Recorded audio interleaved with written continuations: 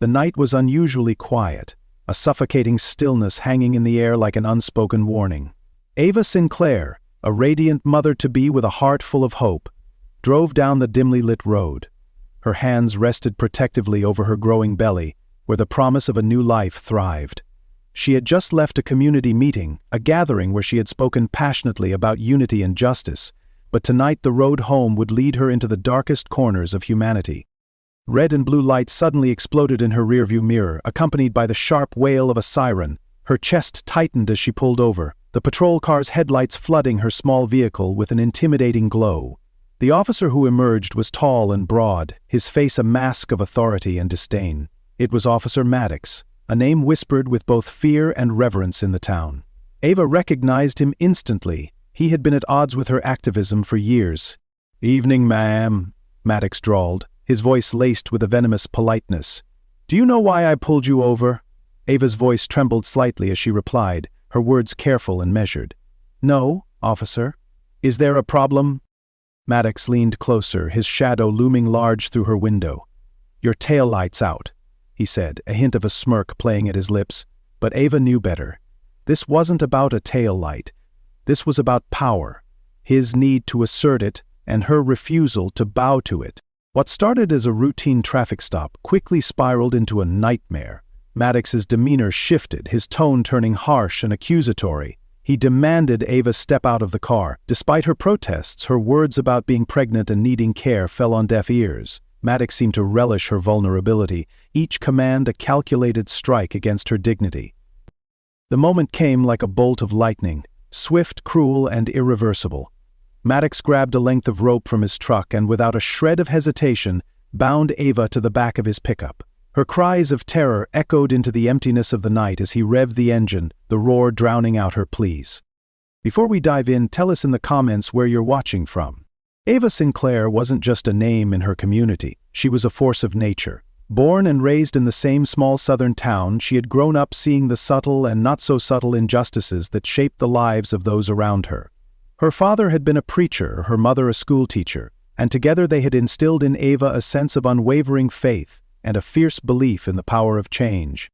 At 29, Ava had become a voice for the voiceless, an advocate for those too weary to fight for themselves. She organized food drives, protested unjust policies, and spent her evenings tutoring kids from underfunded schools. Her husband, Marcus, often joked that Ava didn't just live in the community, she carried it on her back. Together they had dreamed of starting a family, and now, with their first child on the way, Ava's hope for a better world had never burned brighter. But that same fire made her a target. Officer Lucas Maddox had spent 2 decades patrolling the streets of the same town. To many, he was a decorated officer, a pillar of law and order. But to those who had crossed his path in the wrong way, Maddox was something far more sinister.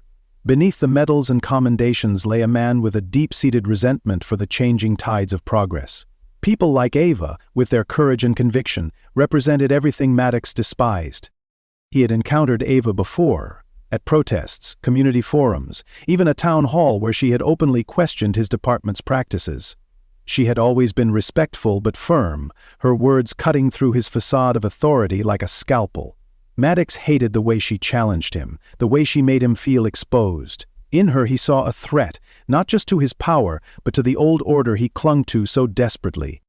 The events leading up to that fateful night began as many stories of injustice often do, with small, insidious acts.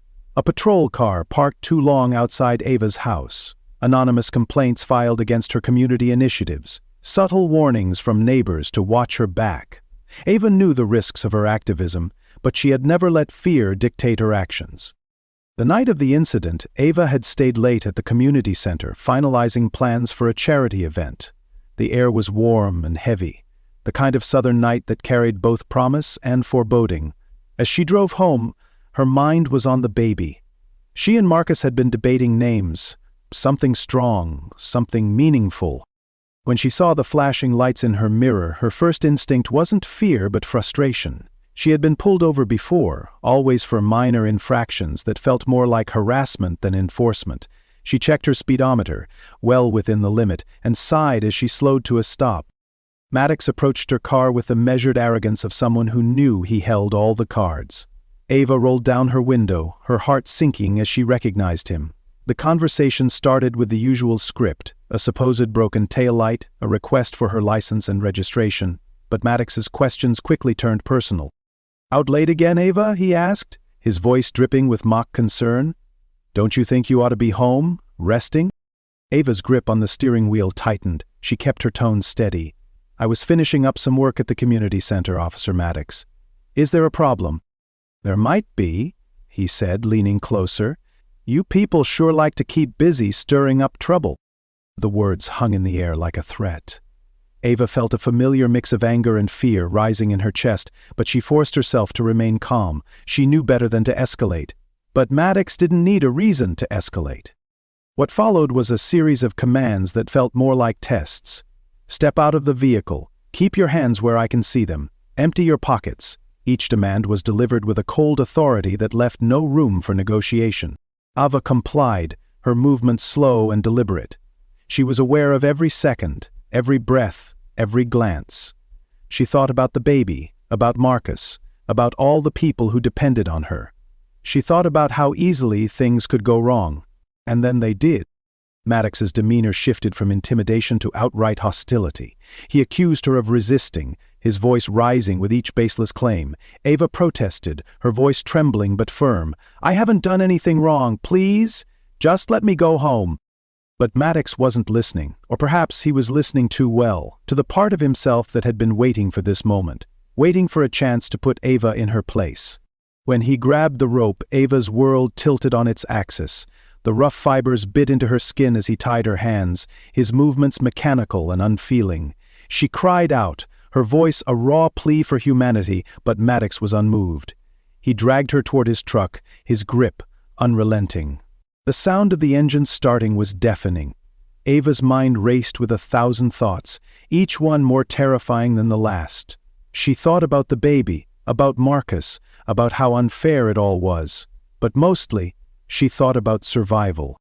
As the truck began to move, Ava's cries turned to screams, and then, through the haze of fear and pain, she saw something, a figure in the shadows, a pair of eyes watching. Jamal. Jamal had been walking home from his shift at the diner when he saw the patrol car. He had almost kept walking, his instinct screaming at him not to get involved, but something about the scene made him stop. The sight of Ava, bound and pleading, was too much to ignore. He reached for his phone, his hands shaking as he hit record. Every second felt like an eternity as he captured the unthinkable. His heart pounded in his chest, a war raging inside him between fear and courage. What could he do? What should he do? And then, without fully understanding why, Jamal made a decision that would change everything. The quiet hum of the streetlights was drowned out by the frantic engine noise as Maddox sped away, the truck's tires screeching against the asphalt. Ava's mind raced, her wrists ached where the rope bit into her skin, and every jolt of the truck seemed to send shockwaves through her body. The cool night air, thick with the scent of impending rain, did nothing to calm her. She was helpless. Stripped of her agency, her dignity, and her safety, Ava could only hold on as the truck lurched forward. Ava's thoughts were fragmented, her head spinning. She thought about Marcus, her husband, the love of her life, who would be devastated if he knew what was happening. She thought about their unborn child, the innocent life growing inside her. What kind of world was she bringing a baby into? What kind of world allowed this kind of cruelty to exist? The truck lurched again, its engine roaring as Maddox accelerated. Ava's eyes frantically scanned the surrounding streets, looking for anything, anyone to help her. But the neighborhood was eerily silent, the houses and storefronts standing like mute witnesses to the violence unfolding before them. She had become a spectacle, an object of cruelty for Maddox to assert his control over. Her desperation grew with each passing second. The scream that escaped her lips was raw, primal, and filled with a fear that rattled her very soul. She couldn't breathe, she couldn't think. It was as if the world had gone deaf to her cries, and the truck's roar drowned out everything else. But then something shifted. In the distance, something caught her eye. A figure. Just a shadow at first, but it was a person, moving quickly along the sidewalk. Ava's heart skipped a beat. Could it be? Was there someone who would help her? She barely had time to process the thought before her mind raced with hope and fear, hope that this person would step in and save her, and fear that they too would be powerless against Maddox's authority. The figure stepped closer, and Ava's eyes widened in disbelief. It was Jamal. Jamal had been a part of the town for as long as she could remember. A good kid, hard-working, the kind of person who always kept his head down and did what he had to do to survive. He worked the night shift at the diner, his shifts stretching long into the early hours of the morning. He knew what it was like to fight just to make ends meet, but he never spoke out. Not really. He never took the risks that Ava did. Jamal was a man of quiet endurance, but seeing him now, with his eyes locked onto Ava's as the truck sped past him, something in him shifted. His first instinct was to turn away, to avoid getting involved. But the helplessness in Ava's eyes, the agony of her situation, struck him like a hammer. He hesitated, his feet frozen to the ground for a brief moment, but then the fear and the injustice took over. Jamal pulled his phone from his pocket and pressed record. His hands trembled, but his resolve hardened with each passing second. The truck was speeding down the street, but Jamal was fast. He sprinted after it, his breath coming in sharp gasps as his sneakers slapped against the pavement. His mind was a blur of panic and purpose. What if Maddox saw him? What if he came after him? What if he was caught, just like Ava, and punished for doing what was right? He didn't care. Jamal's feet pounded against the concrete, his heart racing as he closed the gap between him and the truck. His fingers hovered over his phone, ensuring the camera was on, recording every moment. He could hear Ava's screams, faint but desperate, carried on the wind as the truck's engine roared louder. He reached a streetlight and ducked into its shadow, praying that Maddox wouldn't notice him. For a brief moment, Jamal felt invisible, lost in the darkness of the night. The weight of the phone in his hand was a reminder of the gravity of his choice. His responsibility now stretched beyond the confines of his life, his fear now a weapon. He couldn't look away. He couldn't let this moment pass without bearing witness. The truck's tires screeched again, the sound jarring in the silence as Maddox made a hard turn down a side street. Ava's body jerked against the rope as the truck swerved, but she refused to give in to the pain. She held on, her face pressed against the cold metal of the truck, her voice hoarse from screaming, from begging, from pleading for a way out of this nightmare. But there was no escape. Jamal, though, had his chance. He ducked into the next alleyway, staying just far enough behind the truck to remain undetected but close enough to capture the horrifying scene unfolding. He had heard of brutality before. Stories passed around in hushed voices. Stories of things that happened to others, not to him, not to anyone he knew. But seeing Ava tied to the back of that truck, a woman, his community member, dragged through the streets like trash, filled him with an overwhelming sense of disgust. Jamal's thumb hovered over the record button again, his breath quickening as he pressed it with shaky fingers, his entire body tensed as he began to follow the truck, his mind swirling with what he was doing. Would this be enough? Would this video change anything? As the truck lurched forward again, Jamal kept his eyes trained on the chaos. The lights from the street lamp flickered, casting an eerie glow over the road ahead. His fingers tightened on his phone, his knuckles whitening. He needed this video to be seen. He needed it to expose the injustice. But that wasn't all. Jamal felt something deeper stirring inside him, something primal, something that felt like rage, but it was tempered by something else, something quieter, a resolve, a sense of accountability. He wasn't just witnessing this moment, he was going to make sure it counted. He wasn't going to let Ava's cries be ignored. He wasn't going to let her suffering disappear into the night. The truck roared down the deserted streets, the tires spitting gravel and dust into the cold night air. Ava's body ached, her skin raw from the unrelenting grip of the rope. The world around her blurred as tears filled her eyes, but her mind clung to one thought: she would survive this. For her baby, for Marcus, for herself. She bit down on the fear that threatened to consume her, replacing it with an iron will to endure. Jamal followed in the shadows, his breaths shallow as adrenaline coursed through his veins. His phone's screen illuminated his face as he continued recording, each second of footage a testament to Ava's suffering and Maddox's cruelty. He couldn't stop now, not when the truth was so close to being captured. The streets were eerily silent, save for the roar of the truck and Ava's distant cries. Every turn Maddox made felt like a new chapter in a nightmare that refused to end. Jamal's pace slowed as Maddox brought the truck to a halt at the edge of a wooded area. The streetlights faded into darkness, the truck's red brake lights casting an ominous glow. Maddox stepped out, his boots crunching on the gravel, and walked toward the back of the truck with a slow, deliberate stride. Jamal froze, his heart pounding in his chest. He crouched behind a rusted dumpster, steadying his trembling hands as he zoomed in with his phone. He could see Maddox's silhouette now, his broad shoulders stiff with self-righteousness, his hand gripping the rope like it was a leash. Ava lay motionless on the ground, her breaths shallow but determined. "Get up!" Maddox barked, his voice cutting through the stillness like a whip.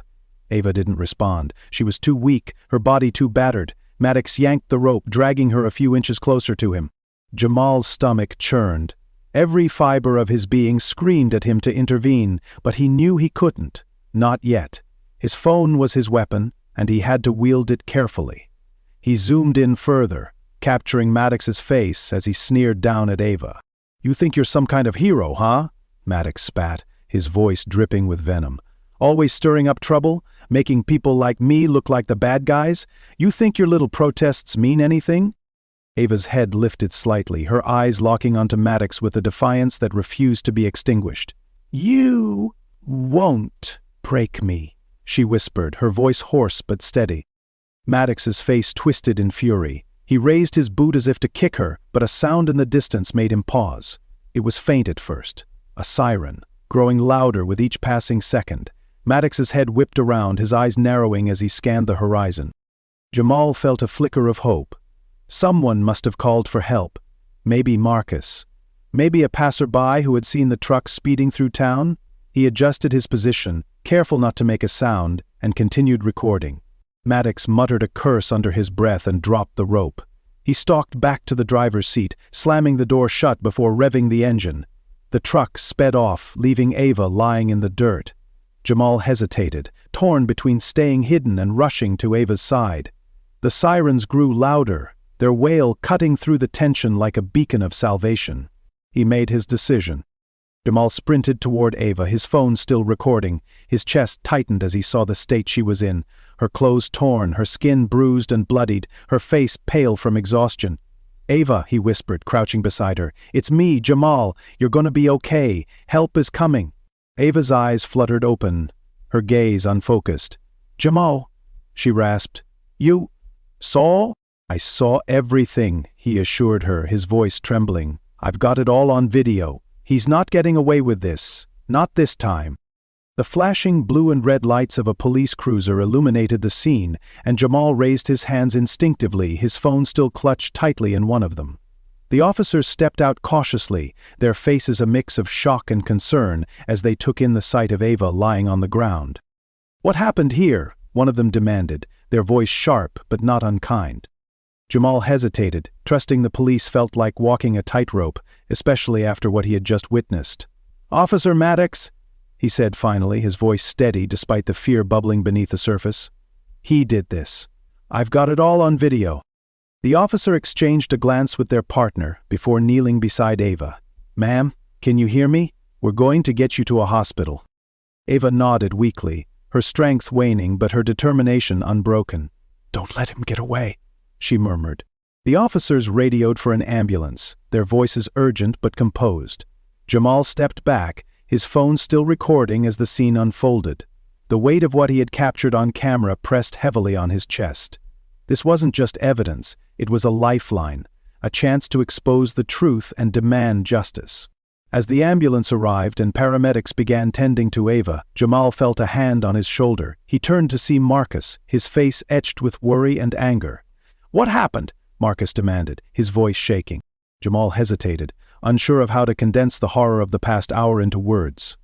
"It was Maddox," he said finally. He tied her to his truck, dragged her through the streets. I got it all on video."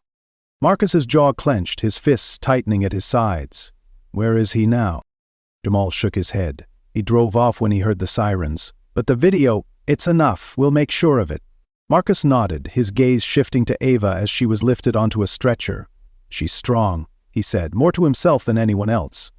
"She'll get through this. And we'll make sure he pays for what he did." Jamal felt a surge of resolve. For the first time in his life, he wasn't just a witness, he was a participant, a catalyst for change. The video on his phone was more than just footage. It was a testament to the resilience of Ava Sinclair and the fight for justice that lay ahead. The video Jamal recorded was a raw, unflinching account of Maddox's cruelty. It captured every grim detail: the dehumanizing way he tied Ava to the truck, the venom in his voice as he spewed hatred, and the agonizing moments of her suffering. By the time Jamal got home, his hands were still trembling as he transferred the footage from his phone to his laptop. He knew what he had was powerful, but it was also dangerous. Jamal stared at the file on his screen, his heart pounding. Should he share it? What if Maddox came after him? What if the police buried the evidence? The weight of the decision pressed down on him like a physical force. He thought of Ava, of the bruises and cuts that marred her body, of her whispered plea, "Don't let him get away." A knock at the door startled him. Jamal quickly closed the laptop and peeked through the window. His mother stood on the porch, her expression a mix of worry and determination. He opened the door and she stepped inside, her eyes scanning his face. "Jamal," she said softly, placing a hand on his arm. "I saw the ambulance. People are talking about what happened. Were you there?" "Yes." He hesitated, then nodded. "I saw it all, Ma. I recorded it." Her eyes widened. "You have proof?" He nodded again, his voice barely a whisper. "It's bad, Ma. Real bad." His mother sank onto the couch, her hands clasped tightly together. "Jamal, this could change everything, but you have to be careful. Maddox isn't just some nobody. He's protected. If you go public with this—" "I know," Jamal interrupted, his voice firm, "but I can't stay quiet. Not this time." She studied him for a long moment, then nodded. "All right. If you're going to do this, we'll do it the right way. No rushing, no mistakes. We'll make sure the truth comes out." The next morning, the video was sent to a trusted journalist, someone Jamal's mother knew through her work at a local community center. By midday, the footage had been verified and edited to protect Ava's identity, though her bravery still shone through every frame. The journalist published the story online with the headline, "Pregnant Woman Dragged by Police Officer. A Community Demands Justice." But within hours, the story went viral. The video spread across social media, shared by activists, celebrities, and ordinary citizens alike. Hashtags like "Justice for Ava" and "End Police Brutality" trended worldwide. People were horrified by what they saw, their outrage fueling a wave of calls for accountability. For Ava, the hospital became both a sanctuary and a prison. While doctors worked tirelessly to ensure her recovery and the safety of her unborn child, the media frenzy outside the building grew with each passing hour. Reporters camped out, eager for a statement, while community members gathered in solidarity, holding signs and chanting slogans of support. Inside her room, Ava sat propped up against a stack of pillows, her hand resting protectively on her belly. Marcus sat beside her, his face a mask of controlled anger. He had watched the video once, and it had taken everything in him not to destroy the screen in front of him. "Do you want to say something?" Marcus asked, his voice gentle but strained. Ava shook her head. "Not yet. I need time to think, to heal. But I will speak, when the time is right." Marcus nodded, his hand covering hers. "We'll be ready." Meanwhile, Maddox was reeling from the backlash. He had underestimated the power of technology, the way a single video could dismantle the carefully curated image he had spent years building. At first he tried to dismiss the footage as misleading and out of context, but the evidence was damning. The police department issued a statement claiming they were conducting an internal investigation, but the public wasn't satisfied. Protests erupted outside the precinct, demanding Maddox's immediate suspension and arrest. The city, once quiet and unassuming, became the epicenter of a national movement. Jamal watched it all unfold with a mixture of pride and fear. He had done the right thing, but the consequences were enormous. Anonymous threats flooded his social media accounts, and he noticed unfamiliar cars parked near his house at odd hours. One evening, as he sat in his room scrolling through the endless stream of reactions to the video, his phone buzzed with a new message. It was from an unknown number. "Watch your back, kid." Jamal's chest tightened. He showed the message to his mother, who immediately called the journalist. Within an hour, Jamal's name was released to the public as the whistleblower, a calculated move to protect him through visibility. If anything happened to him now, the world would know who to hold accountable. The next day, Jamal's mother received a call from Ava's family. They wanted to meet him, to thank him for his bravery. Despite his nerves, Jamal agreed, and they arranged a visit at the hospital. When he stepped into Ava's room, he was struck by her presence. Even in her weakened state, she radiated strength. Her eyes met his, and she managed a small, grateful smile. "You're the reason I'm still here," she said, her voice steady despite the rawness in it. "You didn't have to do what you did, but you did it anyway. Thank you." Jamal felt a lump form in his throat. I couldn't let him get away with it. People need to know what kind of man he is." "Do," Ava agreed. "And now they do. Because of you." The meeting left Jamal feeling both humbled and emboldened. Ava's words stayed with him, a reminder that his actions had made a difference. But the fight wasn't over. The protests continued to grow, and the pressure on the city's leadership intensified. As the days passed, cracks began to form within the police department. Officers who had long harbored doubts about Maddox's behavior began to speak out anonymously, their accounts further tarnishing his reputation. The blue wall of silence that had protected him for so long was starting to crumble. One officer in particular was struggling with his conscience. Officer Daniel Torres had been Maddox's partner for years, a silent witness to his growing aggression and prejudice. Torres had always turned a blind eye, telling himself it wasn't his place to intervene. But the video of Ava changed everything. Torres couldn't sleep, his mind replaying the horrific scene over and over. He saw Ava's face in his dreams, her voice whispering, "Don't let him get away." One night, he made a decision. He would tell the truth. The decision Officer Daniel Torres made that night wasn't easy.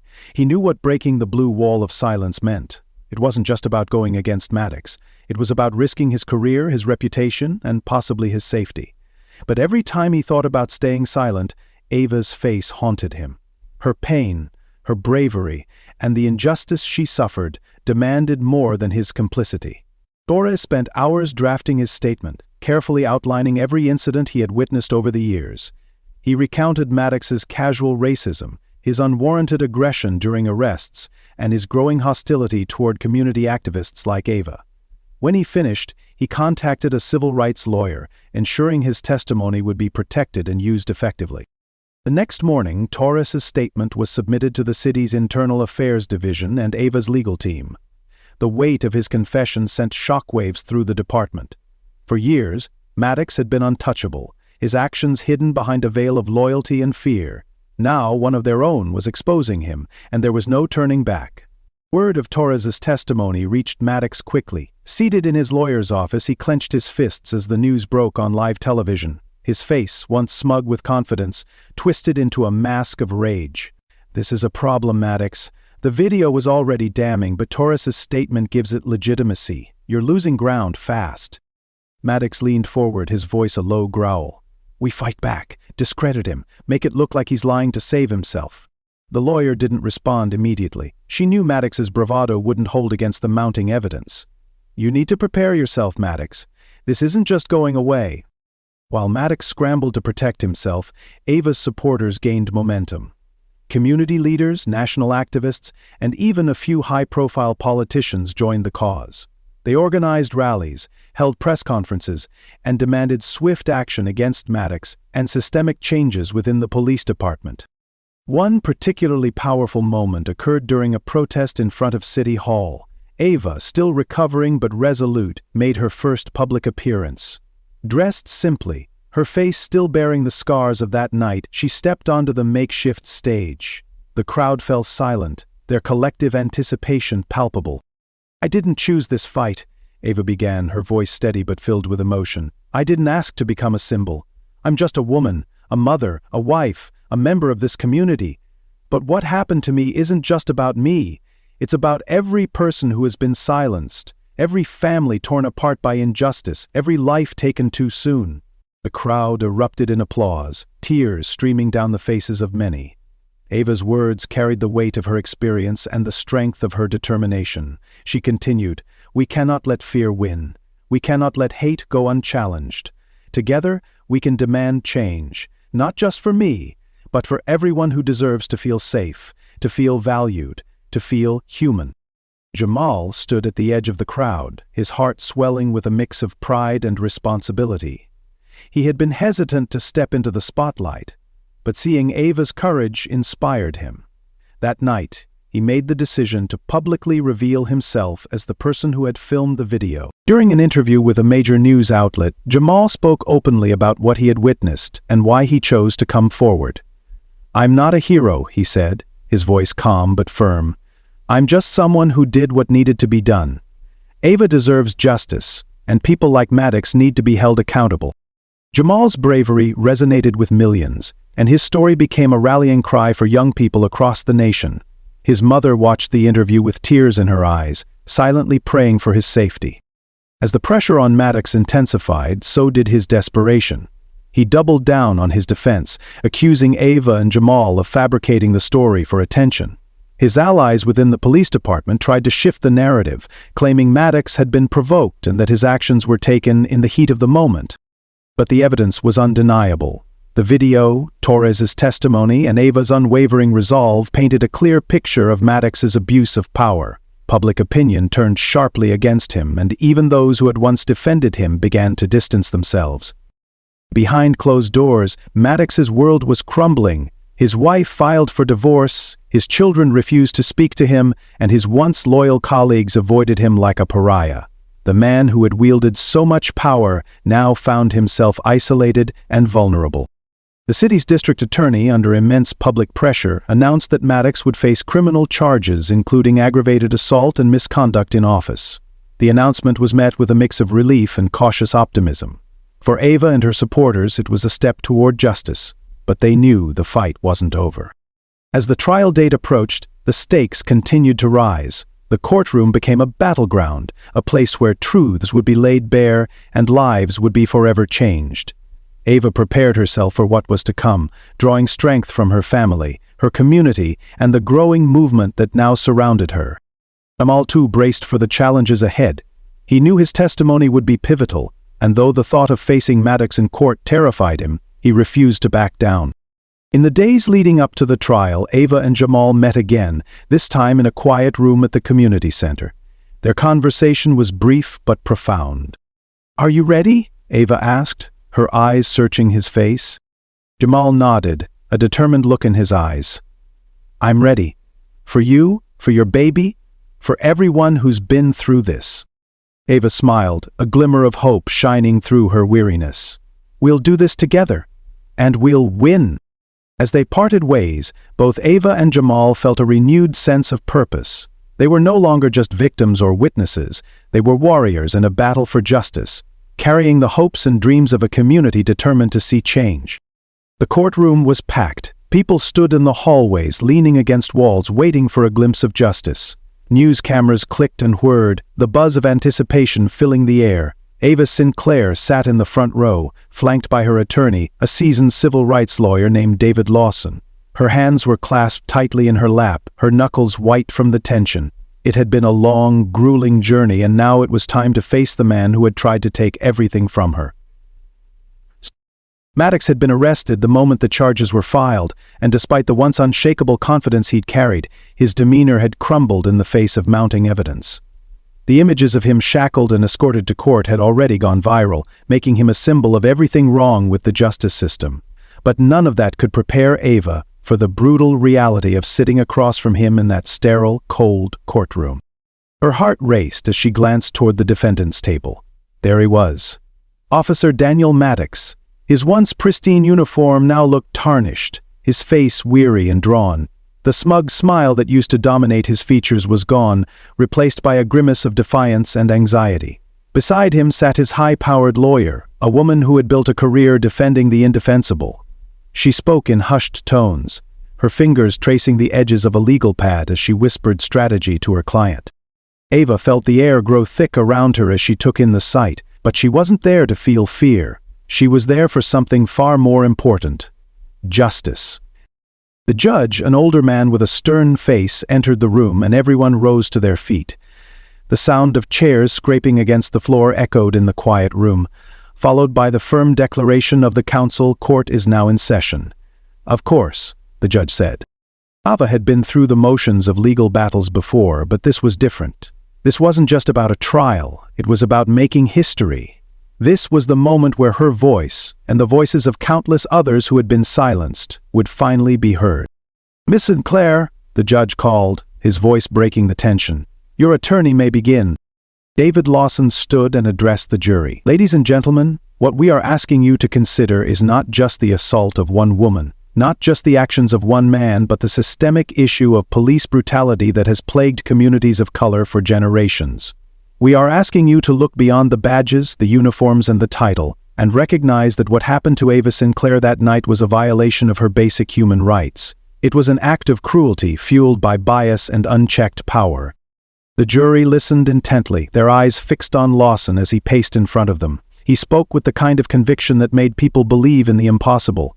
Ava could see their faces soften, their expressions shifting from indifference to engagement. Then it was time. The moment Ava had been dreading and anticipating. "Ava Sinclair," the judge called, and the courtroom fell into a hushed silence. Ava rose to her feet. She could feel the eyes of the room on her, the weight of the nation on her shoulders. For a second, doubt crept into her mind, but she quickly silenced it. She had made it this far. She could make it through this too. Present, seen Frank Evelyn, observing the process from the boardwalk. She walked to the witness stand and took the oath, her voice steady as she affirmed to tell the truth.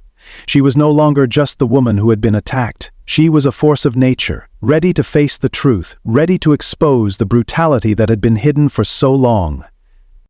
David Lawson began his questioning.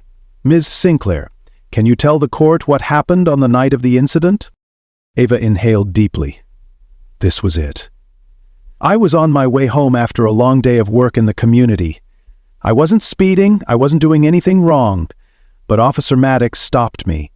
He didn't have a reason, no probable cause, nothing. He just decided to pull me over." Her voice cracked for a moment as she relived the terror of that night, but she pressed on, determined to be heard. "Accused me of something I didn't do," she continued, "and when I tried to reason with him, he lost control. He grabbed me, shoved me to the ground, and tied me to his truck. I was pregnant, and all I could think about was my baby. I thought I was going to die." Ava's words hung heavy in the air. The jury was visibly moved. Some of them wiped their eyes, unable to mask the sadness and anger they felt. Lawson took a step closer. "And the video footage, Miss Sinclair, did that reflect what you experienced?" Ava nodded. "Yes, it's all there. I was helpless, terrified, and in pain. I screamed for help, but no one came. Maddox didn't care. He wanted to make an example of me. He wanted to show me, and everyone else, that he could do whatever he wanted and get away with it." The room was eerily quiet. Even Maddox seemed momentarily shaken by the raw emotion in Ava's words. His eyes flickered, but he quickly masked it, trying to regain his composure. His lawyer shot a quick glance at him, perhaps unsure of how to counter the impact of Ava's testimony. Then David Lawson turned to the judge. "We will now show the video footage to the court." The screen came to life, and the chilling images of Ava, bound to the truck, were projected onto the wall for everyone to see.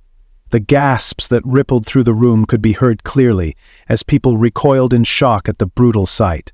The video didn't lie. It didn't need words. It was the damning evidence that exposed Maddox's cruelty for what it was. Ava's heart pounded in her chest as the video played. She could feel the eyes of everyone on her, but she refused to look away. This wasn't just her fight. It was for every person who had suffered in silence, for every voice that had been crushed by the weight of systemic oppression. Once the video ended, the room remained tense. Ava's eyes didn't leave Maddox for a second. This was the moment when he would have to face the consequences of his actions. Then it was Jamal's turn. His appearance in the courtroom was unexpected.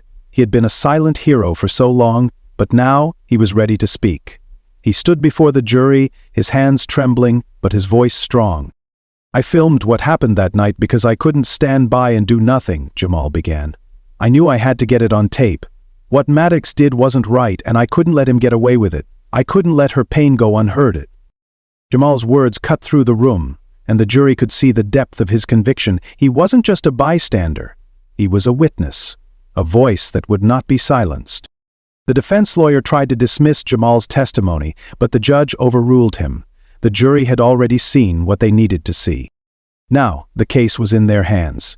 The questions were no longer about whether Ava had been wronged. They were about how far Maddox would go to escape the truth. Outside, the world was waiting. The streets were lined with protesters, supporters and activists who had watched this trial closely. They were ready for a verdict that would send a message, not just to Maddox, but to the entire system. Ava, her voice shaking but unwavering, took her seat. The rest of the trial would unfold in its own time, but for now, the stage had been set. Justice was no longer a distant dream. It was a tangible reality, within reach. The courtroom was silent as the verdict was read aloud. Ava Sinclair held her breath, her fingers pressed to her lips, a sense of anticipation and dread hanging in the air. After weeks of testimony, footage, and impassioned speeches, it all came down to this moment. "Daniel Maddox, we the jury find you guilty on all charges," the foreperson declared, her voice steady yet firm. Ava's heart raced as the words echoed through the room. For a brief, fleeting moment, the weight of the trial, the pain, the fear, and the suffering she had endured over the past months seemed to lift. The sound of Maddox's guilty verdict was more than just the result of a legal process. It was a resounding declaration that his actions would not be tolerated, that justice would prevail. Maddox sat motionless in his chair. His face, once marked with arrogance and superiority, was now pale, his expression unreadable. The conviction was a blow to him, but it was more than just the end of his career. It was the consequence of years of unchecked power and prejudice, something he could no longer escape. Neville, who had been through so much, felt a sense of relief wash over her. But that relief was tempered by the awareness that this trial had been only one battle in an ongoing war against injustice.